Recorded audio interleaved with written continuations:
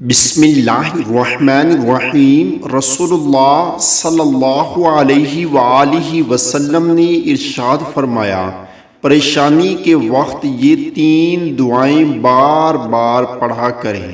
پہلی دعا ہے لا الہ الا اللہ العظیم الحلیم، لا الہ الا اللہ رب السماوات ورب الارض ورب العرش العظیم۔ اللہ کے سوا کوئی معبود برحق نہیں جو بہت عظمت والا اور بردبار ہے۔ اللہ کے سوا کوئی معبود برحق نہیں، وہ زمین و آسمان اور عرش عظیم کا رب ہے۔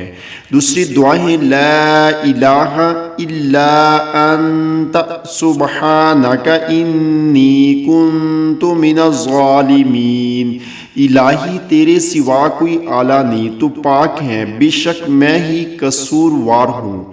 تیسری دعا ہے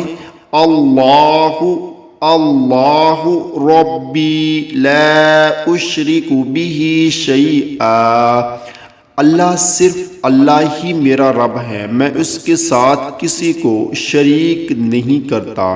جب بھی آپ کو کوئی پریشانی ہو یا کوئی مصیبت آئے تو یہ دعا بار بار